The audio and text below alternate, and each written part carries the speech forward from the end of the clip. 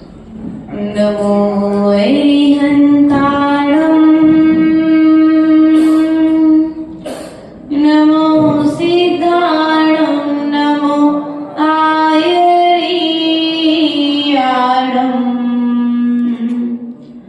नमो अजायाणम् नमो लोये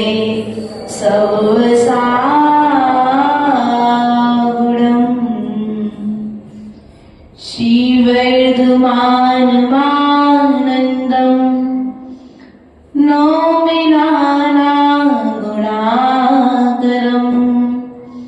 विशुद्ध ध्यान दीप्तार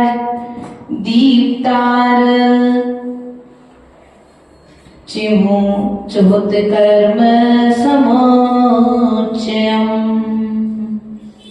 गुरुवापान्तिनो नित्यम् ज्ञान दर्शन नायिका चारित्राणव गंभीरा मोक्ष मार्ग उपदेशिका ये शास्त्र राज्य अति उत्तम शास्त्र प्यारा जो भी लिखा सच लिखा गुरु ने उचारा जो जो रहस्य इसमें गुरु आप खोलो मैं मौन हूँ अब यहाँ गुरु आप बोलो मैं मौन हूँ अब यहाँ गुरु आप बोलो। बोले अनंतानंत सिद्ध परमेष्टि भगवान की देवादिदेव मूल नायक सुमतिनाथ भगवान की देवादिदेव शासन नायक भगवान महावीर स्वामी की मोक्षगामी बाहुबली भगवान की आचार्य भगवंत शुभ चंद्र स्वामी की आचार्य भगवंत विराट सागर जी विशुद्ध सागर जी महाराज की आचार्य गुरु हरेश्वर विभव सागर जी महाराज की।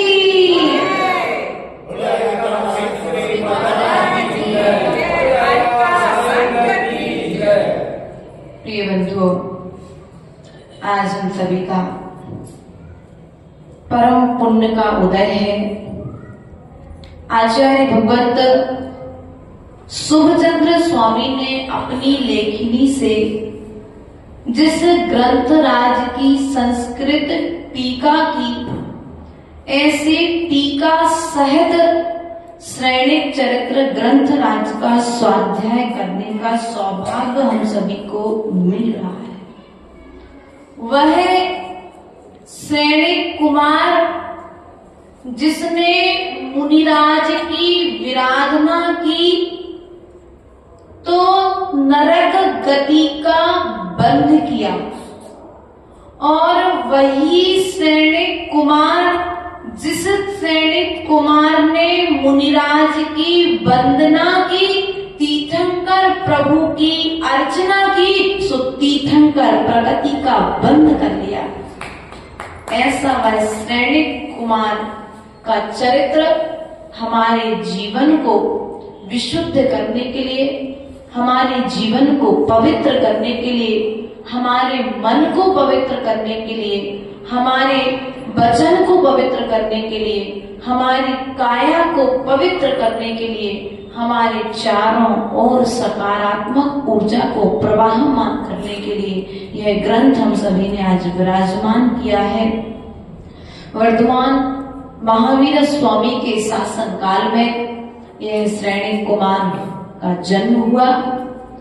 श्रेणिक कुमार ने जब काल में जब इनका जन्म हुआ तो पूर्व में तो ये मिथ्यात्व को प्राप्त थे, लेकिन इन्होंने जब जैन धर्म की परीक्षा कर ली और यशोधर मुनिराज ने जब इन्हें अहित करने पर भी दोनों हाथों से धर्म वृद्धि रस्तु का आशीर्वाद दिया तो इनका मिथ्यात्व का गलन हो गया। आशीर्वाद भी दो तो ऐसा आशीर्वाद दो कि सामने वाले का मिथ्यात्व जीवन पर्यंत के लिए छूट जाए। ऐसा मुनिराज ने आशीर्वाद दिया। वो अपने भीतर भीतर भीतर भीतर अपने आप की निंदा करने लगा, अपने आप को कोसने लगा कि देखो मैंने जिन मुनिराज के ऊपर में उपसर्ग किया है वे मुनिराज मेरी वृद्धि के लिए आशीर्वाद दे रहे हैं। और उसने उसके पश्चात में जैन धर्म को स्वीकार किया और स्वीकार करने के पश्चात में भगवान महावीर स्वामी के शासन काल में, किनके शासन काल में? भगवान महावीर स्वामी के शासन काल में, भगवान महावीर स्वामी के समोसरण में, किसमें? भगवान महावीर स्वामी के समोसरण में उनके पाद मूल में बैठ करके छायक सम्यक दर्शन को प्राप्त किया। छायक सम्यक दर्शन का मतलब क्या होता है माता जी? ये तो बता अशोक जी, ऐसे सोच रहे थे क्या? छायक सम्यक दर्शन अर्थात जो एक बार होने के बाद में फिर छूटे, फिर छूटता नहीं है। हमारा जो वर्तमान में क्षयुग सम्यक सम्यक दर्शन है ये तो बार बार छूट जाता है और फिर हमें पुनः से भगवान पर प्रदान। दुकान में कुछ घाटा लग गया सो भगवान का, हम तो भगवान की दिन रात भक्ति करते हैं, श्रद्धान। एक उदाहरण आता है, एक परिवार भगवान की दिन रात भक्ति करता था और जब भगवान की भक्ति करता था तो भक्ति करने के पश्चात उसका पुत्र, माँ का पुत्र बीमार था।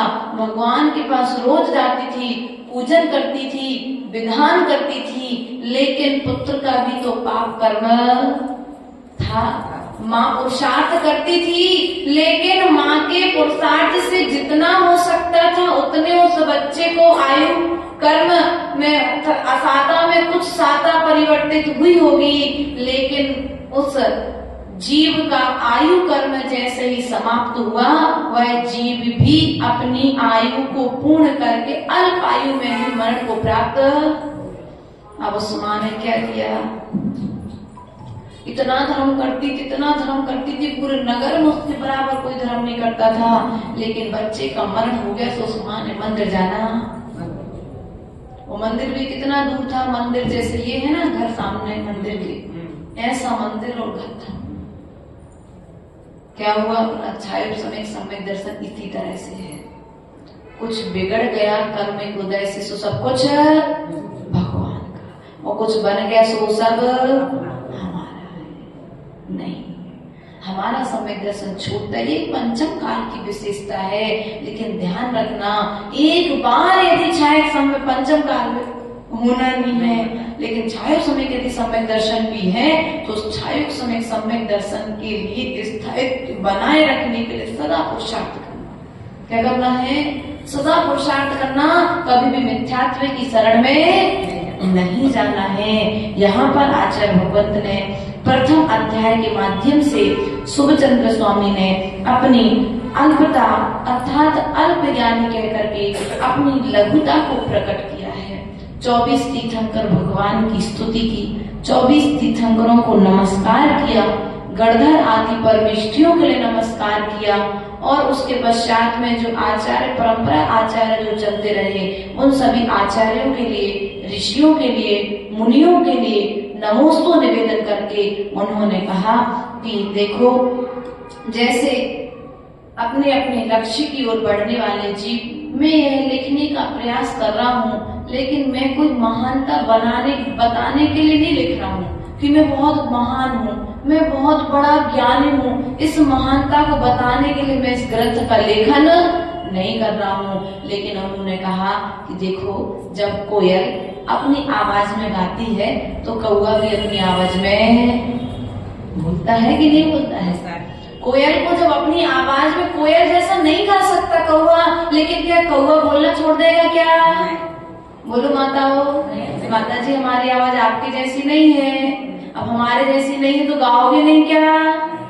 भजन गाना भक्ति करना छोड़ दोगे क्या? नहीं छोड़ोगे। अपने अपने शब्दों में भगवान की भक्ति तो सब लोग करेंगे ही करेंगे। ऐसा ही हमारे शुभचंद्र आचार्य भगवंत ने कहा, भले ही मेरे अंदर पूर्वाचार्यों जैसा ज्ञान नहीं है, गणधर आचार्यों के जैसा ज्ञान नहीं है, लेकिन फिर भी मैं अल्पमति होता हुआ भी इस ग्रंथ को लिखने का प्रयास कर रहा हूँ और करूंगा।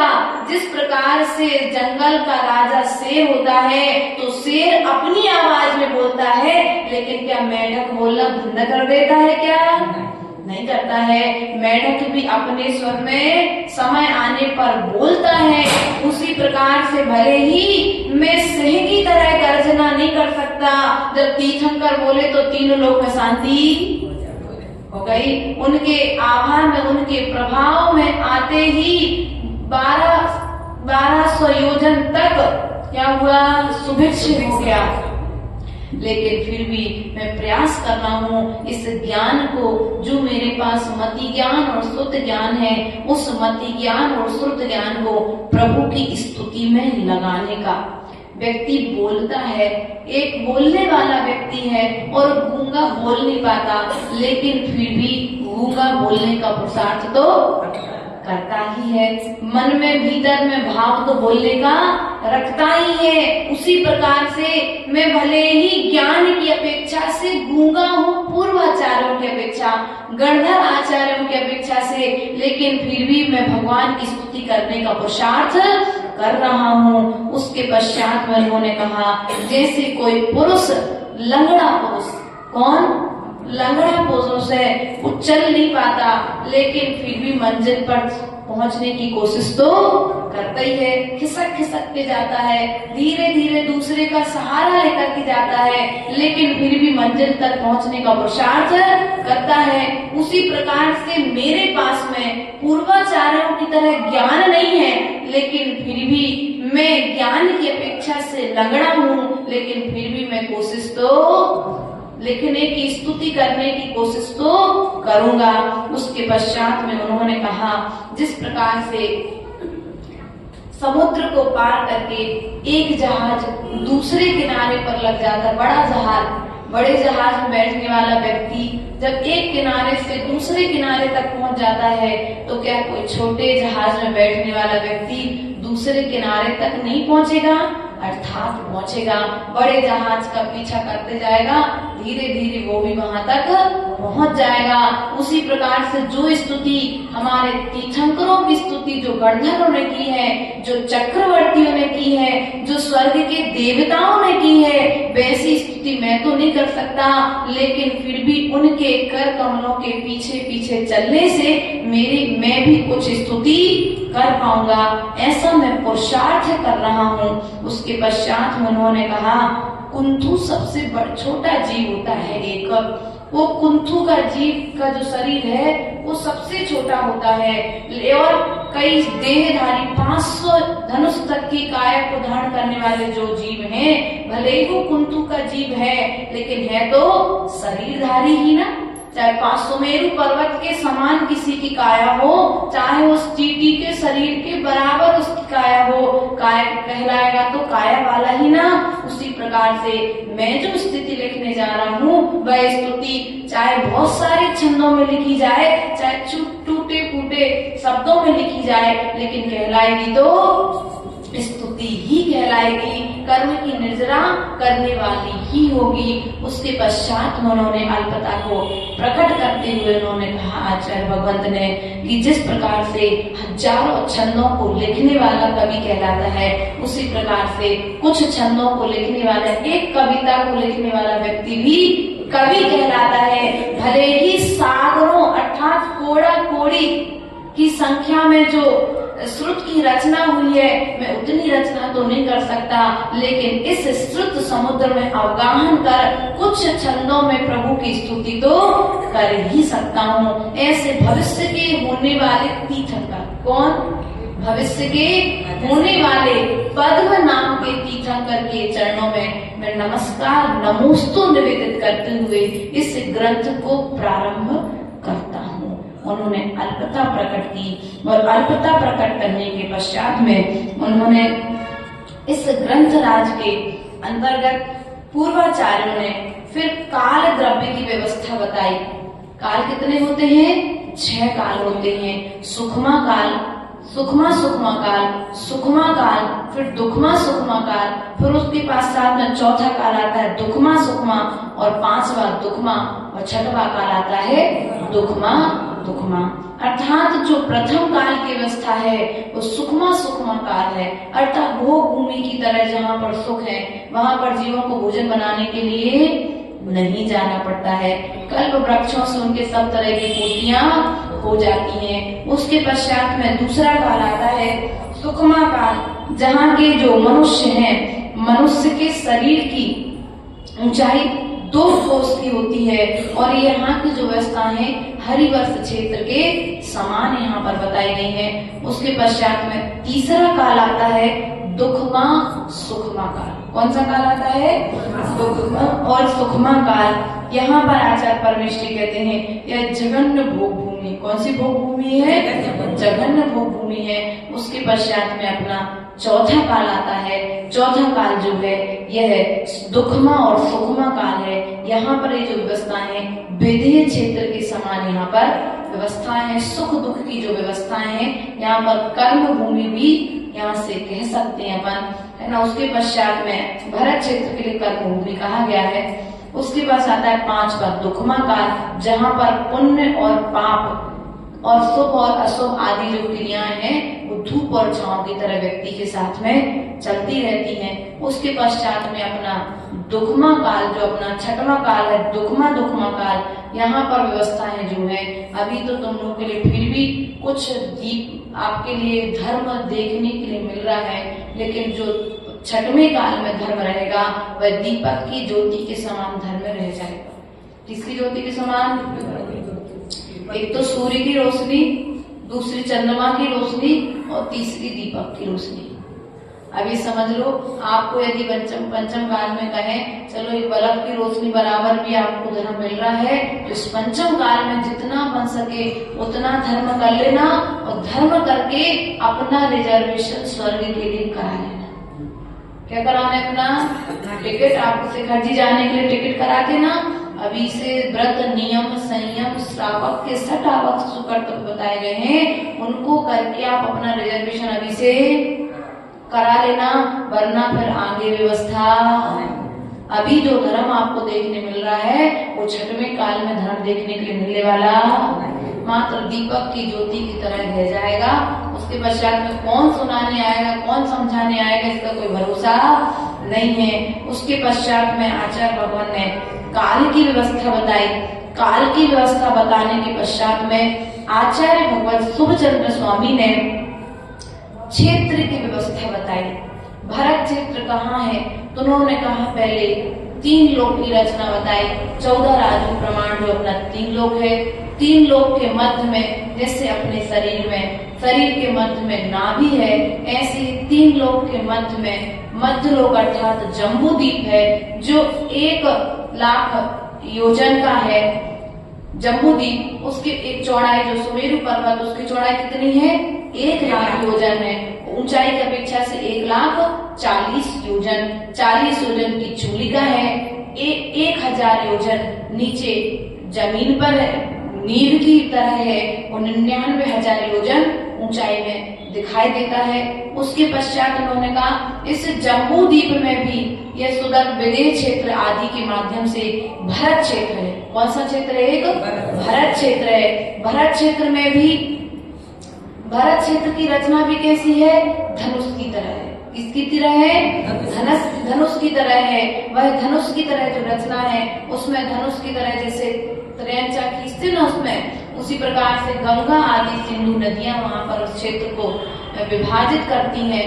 वहां पर जो विजयार्ड पर्वत है, विजयार्ड पर्वत के मध्य से वहां पर उस क्षेत्र के 6 भाग हो जाते हैं। कितने भाग होते हैं?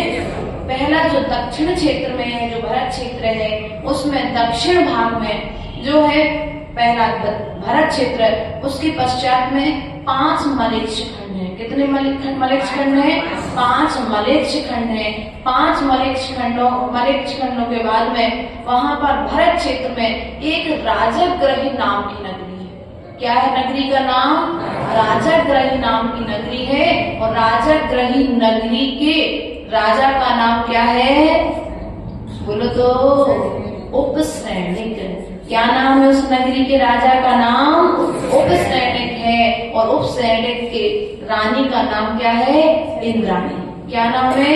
उसकी रानी का नाम इंद्राणी है। इस नगर की शोभा के विषय में आचार्य परमेश्वर ने बताया कि देखो ये जो नगर है इतना सुंदर नगर है कि इस नगर में शीलवती स्त्रियां ही प्रवास करती हैं।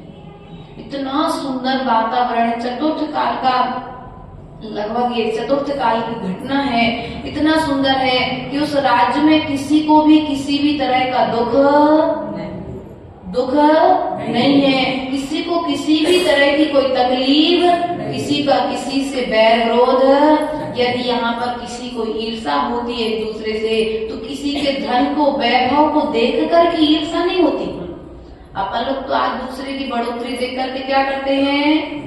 दुखी हो जाते हैं। लेकिन वहां पर यदि मनुष्यों को ईर्षा होती है तो एक दूसरे का धर्म देख कर के ईर्षा होती है।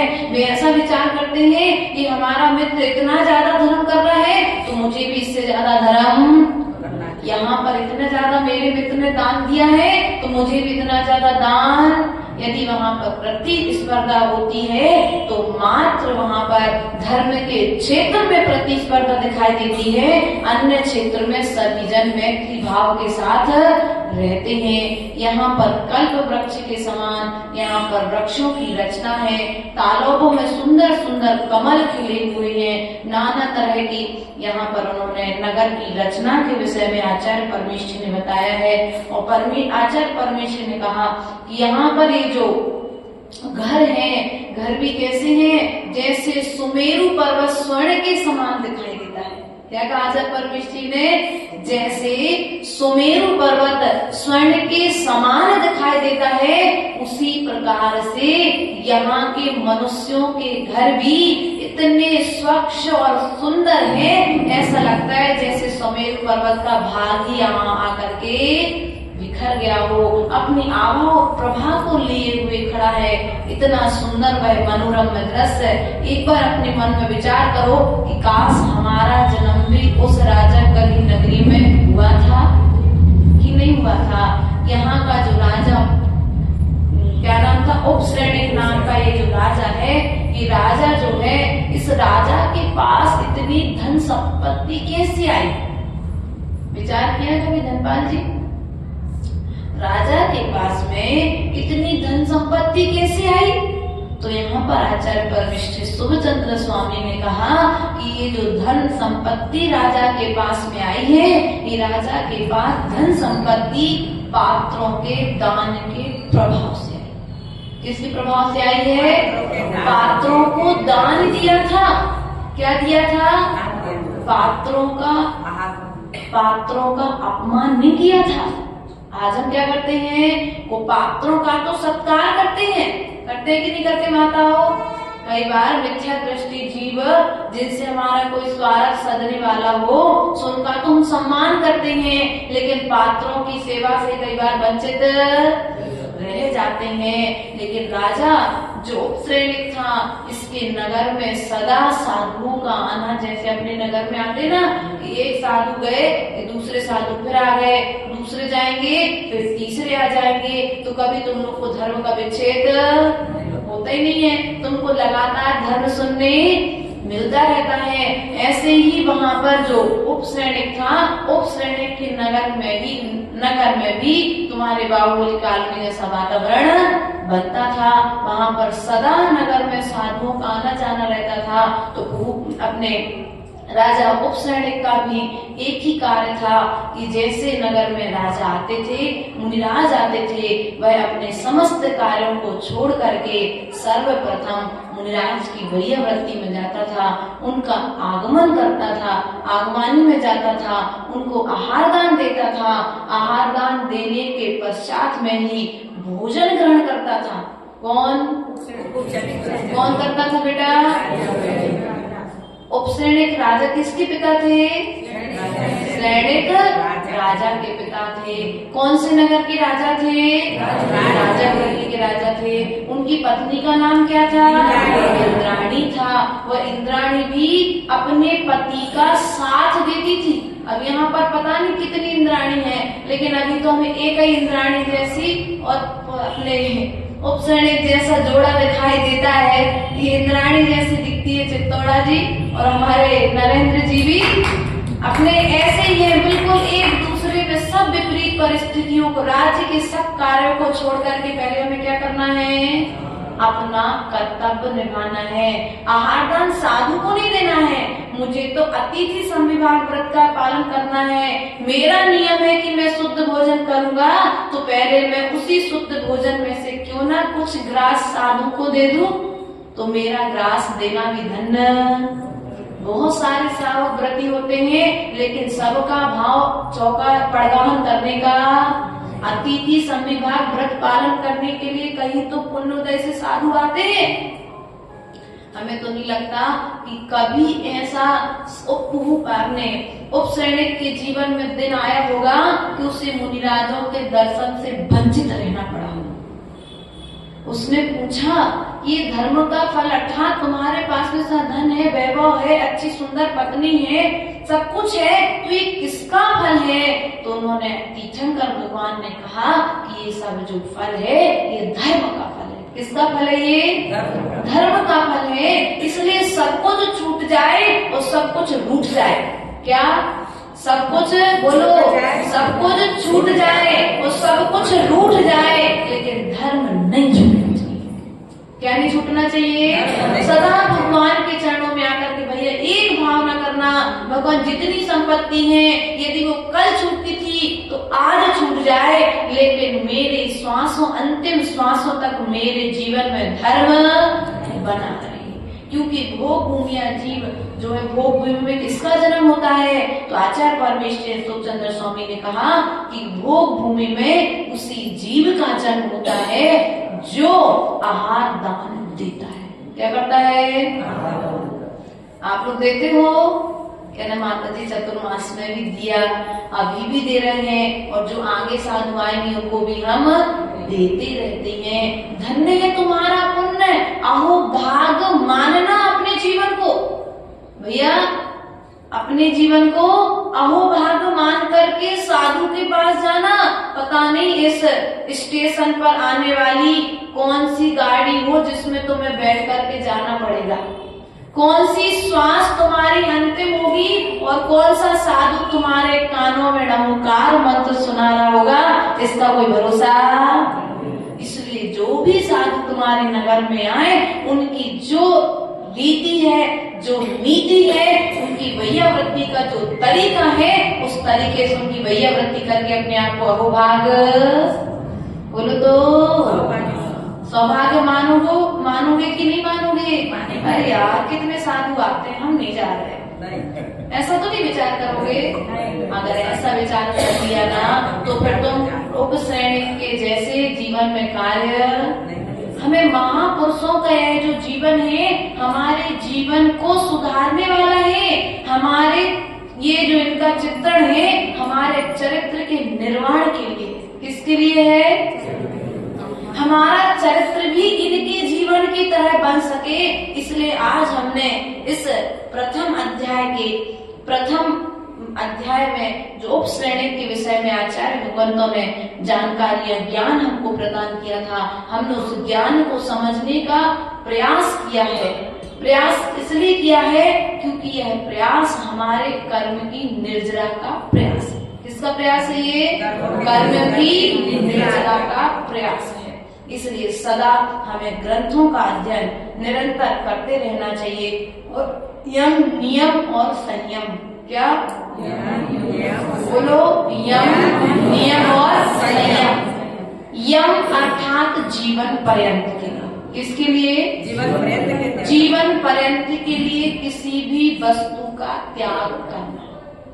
नियम अर्थात कुछ समय के लिए, और संयम अर्थात संयम और नियम में भी थोड़ा इसी तरह से आप समझ लेना कि कुछ टाइम पीरियड के लिए संयम रखना अर्थात अपनी भावनाओं पर, अपने विचारों पर संयम रखना। जैसे आपने नियम ले लिया, अब क्या रखोगे? संयम रखोगे।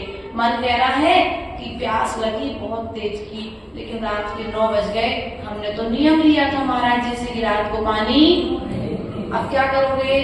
संयम रखोगे। क्या करोगे? अपनी भावनाओं पर संयम रखोगे। तो जब नियम और संयम को धारण करोगे तब कहीं जाकर के उप सैनिक की तरह महान बनकर के अपने जीवन को धन्य कर पाओगे। यह शिक्षा हमारे जीवन को शिक्षित करने के लिए, हमें कुछ श्रेष्ठ आचरण सिखाने के लिए ग्रंथ शुभचंद्र आचार्य ने हम पे उपकार करके इस ग्रंथ को लिखा है। और आज हमारे जीवन का महान भाग्य है कि हमें इस ग्रंथ को सुनने के लिए मिल रहा है। जो अभी तीर्थंकर हुआ नहीं है, क्या? जो अभी तीर्थंकर बना नहीं है, जो अभी वर्तमान में नरक में है, कहाँ पर है? जो जीव अभी नरक में है, पहले नरक में है ना, वो नरक में है। नरक में रह कर के छाया समय दर्शन के साथ में वहाँ के सुख दुख में वहाँ पर व्यतीत कर रहा है अपने जीवन को। ऐसे जीव के जीवन चरित्र को सुनकर के यदि हमने नरक आयु का बंद कर लिया है तो अभी भी ये ग्रंथ हमसे आकर के कहता है कि अभी भी मौका है, हम अभी भी संभल सकते हैं। यदि अंजन जैसे जीव निरंजन बन करके अपने जीवन का कल्याण कर सकते हैं तो हमने तो अंजन के जैसे पाप किए है क्या? जैसी जैसी परीक्षाएं सैनिक ने निर्ग्रंथ मुनिराज की ली हैं, वैसी परीक्षाएं तो हमने आज तक किसी मुनिराज की ली है क्या? चौके में मुनिराज पधारे, पड़गाहन की व्यवस्था बनाई, रानी से कहा कि पड़गाहन करो मुनिराज का, और जाकर के चौके में जहाँ आहार कराना था वहां पर गड्ढा खोद करके हड्डियां, भूमि अशुद्ध। मुनिराज आए, अवधि ज्ञानी थे, आए लेकिन वापस चले गए। ऐसी परीक्षाएं ली उसके निर्ग्रंथ मुनिराज की। अपन तो पंचम काल में फिर भी बहुत श्रेष्ठ हैं कि अगर करेंगे तो विनय भैया भगवान की विनय करेंगे, गुरु की विनय करेंगे, शास्त्र की विनय करेंगे, लेकिन कभी किसी मुनिराज के गले में सांप डाला कि किसी ने आज तक नहीं डाला। ऐसा पाप, भाभी कहने सांप को देख के डर लगेगा, डालने की तो बात दूर है। अब वो ठीक है, डर लगेगा, लेकिन एक बात ध्यान रखना, जब भीतर में ईर्ष्या उत्पन्न होती है ना, जब भीतर में कसाय उत्पन्न होती है ना, तो व्यक्ति फिर सब कुछ भूल करके अपनी कसाय की पूर्ति करने में बस। इसलिए ध्यान रखना, कभी भी इतना क्रोधित मत होना उस क्रोध तुम्हें अंधा कर दे और अंधे होकर के तुम सैनिक की तरह पाप करने। किसी से इतनी ईर्ष्या मत करना कि दूसरे की अपनी ईर्ष्या के चक्कर में तो सामने वाले की इतनी आप प्रभावना कर लो कि कभी जाकर के फिर तुम्हें उठने का मौका नहीं मिले। कि दूसरे की आप प्रभावना करने वाला दूसरे की आप प्रभावना कम, अपनी आप प्रभावना ज्यादा करता है। आचार्य परमेष्ठी ने इस ग्रंथ में कहा है कि आग को अपने हाथ में लेने वाला पहले अपने हाथ को जब चिका लेता है, जब वह आग दूसरे के ऊपर में फेंक पाता है। केवला पकड़ने वाला जीव पहले केवले से अपने हाथ को काला करता है, तब कहीं जाकर के दूसरे को काला कर पाता है। जो दूसरों की बुराई करता है वह दूसरे की बुराई नहीं कर रहा है, अपनी बुराई करने के लिए बीच वर्तमान में हो रहा है। इसलिए जो कार्य राजा उपसैनिक ने किया है वही कार्य हमारे लिए करना है। प्रथम अध्याय में आज आचार्य परमेष्ठी ने राजा ग्रह नगरी की रचना, जम्बू द्वीप की रचना और अपनी लघुता को प्रकट करते हुए यहाँ पर वर्णन किया है। अगले काव्य में अगले अध्याय में आचार्य भगवान क्या कहेंगे इस विषय को हम कल पुनः यहाँ पर देखेंगे। लेकिन आचार्य परमेष्ठी ने यहाँ पर कहा है, धर्माद्राजत संपद भवति तनुभृतां धर्मात् सर्वसारं वंदे निखिल सुरपति स्त्री समान विमानम धर्मात् पुत्रस्य भूतिर जगति सुकृति नाम न चाकी पुण्यनुलक्ष्मी धर्मात् स्वर्गादि शांत कुरुत जिनपति धर्म सारम। अर्थात यहाँ पर इन्होंने कहा आचार्य परमिष्टि ने कि भव्य जीवों को धर्म की कृपा से, किसकी कृपा से, अंतिम लाइन में जो आचार्य परमिष्टि ने कहा, उन्होंने कहा कि जो भव्य जीवों को धर्म की कृपा से राज संपदा की प्राप्ति होती है। किसकी प्राप्ति होती है?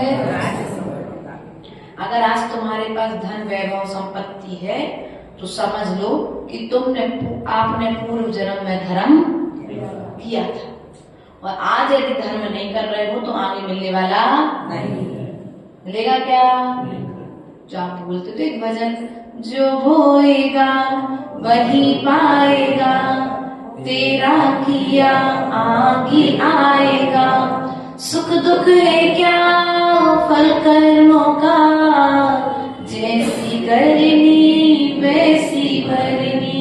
भजन कितना अच्छा लगता है, लेकिन धर्म वर्तमान में करते हैं क्या? अपन अपनी अपनी शक्ति के अनुसार हम धर्म कर रहे हैं, लेकिन फिर भी हमें धर्म हम जितना कर रहे हैं उतना धर्म करते हुए संतुष्ट नहीं रहना है। क्या नहीं होना है? संतुष्ट नहीं होना है। हमें संतुष्ट ना होकर तो उस धर्म को निरंतर, जैसे पैसा कमाते हैं संतुष्ट नहीं होते ना भैया नरेंद्र जी, अपन संतुष्ट नहीं होते ना, व्यापार करते करते और व्यापार को बढ़ाने का प्रयास करते हैं और व्यापार को बढ़ाने का प्रयास करते हैं। तो भैया वैसे ही अपन को धनपाल जी धर्म के प्रति तृष्णा रखनी चाहिए। किसके प्रति? धर्म के प्रति तृष्णा रखना चाहिए। धर्म से ही अनेक प्रकार के कल्याणों की प्राप्ति होती है। धर्म से उत्तमोत्तम स्त्रियां और चक्रवर्ती जैसी लक्ष्मी मिलती है। क्या मिलती है? जिनके विवाह नहीं हो रहे हैं लोगों से कह देना, आज कहना सैनिक चरित्र में निकला था कि स्त्री जो है वो एक रत्न है। क्या है? एक रत्न है, और वो स्त्री भी धर्म के फल से प्राप्त होती है। किसके फल से प्राप्त होती है? धर्म के फल से प्राप्त होती है। तुमको आज एक नहीं मिल रही क्या? एक आज के बच्चों के लिए एक नहीं मिल रही, क्योंकि आप लोगों ने क्या किया माताओं? इसमें बच्चों की गलती कम, आप लोग की गलती ज्यादा है। आप लोगों ने उनको व्यापार कराने के लिए और उनके पैर पर खड़ा करने के लिए उनके लिए जमीन तो दे दी, लेकिन नीचे से उनकी नींव नहीं भरी। अब नींव के बिना जब तुमने उन्हें जमीन पर खड़ा किया है तो कभी ना कभी तो जहाँ खड़ा किया बिना नींव का महल कभी ना कभी तो गिरना ही है। आप लोग ने उनको बचपन से ही किताबों का इतना बोझ दे दिया उन बच्चों के लिए कि वे मंदिर की ओर आने के लिए उन्हें समय, ट्यूशन के लिए समय है, लेकिन पाठशाला के लिए समय है क्या? अब बताओ, आप लोग कहते माता जी मेरा बच्चा धर्म नहीं करता है, तो उसमें गलती बच्चे की है कि आपकी? आपका उद्देश्य गलत नहीं था, लेकिन उद्देश्य के साथ साथ आपने धर्म से रहत कर दिया। इसलिए एक टाइम टेबल हर चीज का बनाना चाहिए कि नहीं बेटा सुबह अभिषेक करना है, शाम को पाठशाला जाना है, उसके बीच का जितना समय है तुम्हें अपने भविष्य के निर्माण में लगाना है। उसके पश्चात में आचार्य भगवान कहते हैं, तो यहाँ पर ये बात कह रहे थे, जिन जिन को स्त्रियां नहीं मिली हैं उनसे कह देना जाकर के, यदि तुम स्त्री चाहते हो, विवाह करना चाहते हो, तो आज से धर्म करना प्रारंभ क्या करो? बोलो तो सबसे कहोगे ना जाकर के, जिनकी शादी नहीं उनसे कह देना, जिनकी हो जाएगी उनसे, जिनकी नहीं हो रही उनसे कह देना। तो परेशान है, आप लोग के पास आते हैं, पंडितों के पीछे भग रहे हैं, कुंडली के पीछे भग रहे हैं, नाना तरह की बहुत सारी व्यवस्थाएं चलती हैं। हमको तो नॉलेज नहीं, लेकिन बता देते हैं लोग थोड़ा बहुत आकर के हमारे के पास, कई बार हमारे पास ही लेकर माता जी मैं कुंडली देख दो। हमने भैया हमने अपनी कुंडली नहीं देखी तो तुम्हारी कुंडली क्या देखी? हम अपनी कुंडली देखते तो तुम्हारी कुंडली नहीं देख पाते। इसलिए कहीं कुंडली दिखाने की जरूरत नहीं है, कहीं किसी पंडित के पास जाने की जरूरत नहीं है जो 10 रुपए देकर के तुम्हारा भाग्य देख रहा है। बोलो तो ऐसे होता ना, 10 रुपए तो भैया कह रहे धनपाल जी छोटे हो गए, 100 रुपए ले लेता आज का व्यक्ति। चलो 100 रुपए भी ले रहे हैं तो, लेकिन 100 रुपए में जो तुम्हारा भाग्य देख रहा है, यदि वो इतना ही भाग्यशाली होता, देखने वाला होता, तो 100 रुपए क्यों लेता, वो करोड़ों में अपना भाग्य नहीं बना लेता, है ना। इसलिए चाहते हो कि कभी किसी को धर्म से वंचित ना होना पड़े, तो धर्म से वंचित ना होने के लिए उसे आज से ही जिनेंद्र भगवान की अभिषेक, भगवान की पूजन और जिनेंद्र भगवान के दर्शन करना आज से प्रारंभ कर दो। भविष्य में जाकर इस तरह की समस्या आने वाली, लेकिन जिनने धर्म छोड़ दिया है उसे भविष्य में इस तरह की समस्या जरूर आने वाली है। चक्रवर्ती की तरह लक्ष्मी मिलती है। क्या मिलती है? चक्रवर्ती। चाहते हो चक्रवर्ती जैसा 6 खंडे के अधिपति होना? चाहते कि नहीं चाहते? सब रानियां बनना चाहते, 96,000 जैसे सुंदर सुंदर, लेकिन धर्म करते गए ना माता जी, करते तो कितना कर रहे हैं हम लोग। ऐसा नहीं, जो सम्यक दृष्टि जीव होता है ना, वो कभी भी धर्म करते करते थकता नहीं। जो सम्यक दृष्टि नहीं है वो कहता अब तो थक गए चौका लगाते लगाते, अब तो थक गए साधु की वैयावृत्ति करते करते, अब नहीं होता भैया 1-2 साल का गैप तो समाज में साधुओं के लिए। अरे जो मिथ्या दृष्टि जीव होगा ना, वो कहेगा अब साधुओं के लिए भैया कमेटी से थोड़े दिन अब साधुओं को मत लेकर के आओ, महिला मंडल हमारा। लेकिन जो सम्यक दृष्टि महिलाएं होगी, जो सम्यक दृष्टि जीव होगा, वो तो कहेगा अहो भाग्य है मेरा कि मैंने व्रत नियम संयम धारण किए और आज मुझे रोज नियमित रूप से साधुओं को आहार दान देने का सौभाग्य, उनकी वैयावृत्ति करने का सौभाग्य मिल रहा है। ऐसे अपने आप को अहोभाग्य मान करके जब तुम गुरुओं की ओर वैयावृत्ति करोगे तो चक्रवर्ती की तरह वैभव तुम्हें प्राप्त होगा। चक्रवर्ती की तरह वैभव के लिए हम आपको कल्पना चक्रवर्ती की, भरत चक्रवर्ती की छोटा सा एक उदाहरण देंगे। धर्म से ही स्वर्ग के विमानों के समान उत्तमोत्तम घर, आज्ञाकारी पुत्र भी मिलते हैं। क्या कहा? घर अच्छा चाहिए, कुटिया थी, धर्म पूर्व में किया था, तो आज महलों जैसे मकान बन गए। आज हम लोग चर्चा कर रहे थे, हमारे साथ में एक भैया है, बद्री भैया, तो आज कह रहे थे माता जी अपन इंदौर में रह करके आए, लेकिन इंदौर में इतने छोटे छोटे मकान थे, 10-10, 15-15 फीट के मकान, 10 बाई, मतलब बहुत छोटे छोटे कॉलोनी कटती है ना, तो ज्यादा हमने 50 फीट लंबे चौड़ाई में 10 फीट 12 फीट 13 फीट, बस इससे ज्यादा की नहीं रहते। बोला माता जी इधर बड़े बड़े मकान हैं, तो हमने कहा बड़े बड़े जो मकान है ये धर्म का फल है। किसका फल है ये धर्म का फल है। इनके पास में बड़े बड़े मकान है। किसी ने कहा यहाँ के लोग तो खूब सब धज के रहते हैं, तो हमने कहा ये जो इनके पास सोना है चांदी है, अच्छा कपड़ा पहनने के लिए है, अच्छा भोजन खाने के लिए है, ये सब किसका फल है? ये सब धर्म का फल है। और आज धर्म के समय में यदि तुम धर्म का बीज बो दोगे तो आगे जाकर के फिर से तुम इसी तरह के फल प्राप्त। और अभी तुमने क्या किया? बैंक में भैया चित्तौड़ा जी आपने एक बनाई थी, एफडी बना ली थी, है ना, पासबुक बना ली थी, पैसा जमा कर दिया था कि भविष्य में काम में आएगा। लेकिन अब क्या किया? धीरे धीरे करके तुमने वो समय पढ़ने पासबुक तोड़ ली। अब तोड़ ली, एक एक करके पैसा निकालते गए और डाला बिल्कुल भी, तो एक दिन क्या होगा? सब कुछ। और अगर इधर से निकालते रहो इधर से डालते रहोगे तो भविष्य की मैनेजमेंट। और अपन क्या कर रहे हैं अभी? निकाल तो भरपूर मात्रा में रहे लेकिन जमा। अरे तुम लोग हंसते हो, कुछ गलत बोल दिया मैंने क्या? गलत तो नहीं बोला ना भैया? देखो ये भैया भी कह रहे सही बोला है। अपन लोग ऐसे कर रहे हैं ना कि निकाल तो भरपूर मात्रा में रहे हैं लेकिन डाल, तो जितनी मात्रा में हम निकाल रहे हैं कम से कम आधे से आधी मात्रा में यदि हम जमा करेंगे तो वो फल किसी दूसरे को मिलने वाला नहीं है। मिलेगा किसको? बोलो तो, किसको मिलेगा? तुम्हारा फल पत्नी को मिल जाएगा क्या सुख जी? और पत्नी का फल तुमको मिलेगा क्या धनपाल जी? पुत्र का फल तुम्हें मिलेगा क्या? नहीं मिलेगा। जो बीज बोएगा उसका फल उसको स्वयं मिलेगा। यहाँ पर धर्म के क्षेत्र में किसी का फल किसी को मिलने वाला नहीं है। अब इसके पश्चात में अच्छे विमानों में रहने के लिए मकान जैसी व्यवस्था मिलती है। उसके पश्चात में आज्ञाकारी पुत्र, कैसा पुत्र चाहिए माता आपको? अरे माता जी, आज्ञाकारी पुत्र मिल जाए और आज्ञाकारी बहू मिल जाए तो जीवन तो धन्य हो गया। क्या हो गया? आप लोग ये कहते हैं ना माता जी, आज्ञाकारी पुत्र आज्ञाकारी बहू चाहिए, लेकिन वो दोनों मिलते, क्योंकि हम धर्म करते तो हैं लेकिन जितना करना चाहिए उतना नहीं करते हैं।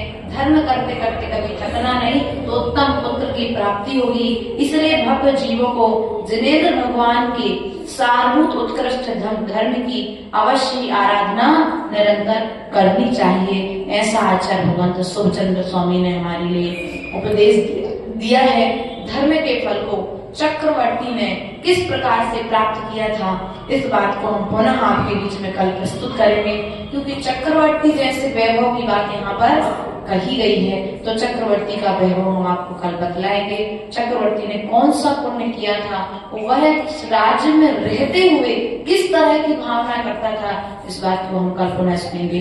बोले अनंतानंद सिद्ध परमेश्वरी भगवान की परम पूज्य आचार्य गुरु हरेश्वर विभव सागर जी महाराज की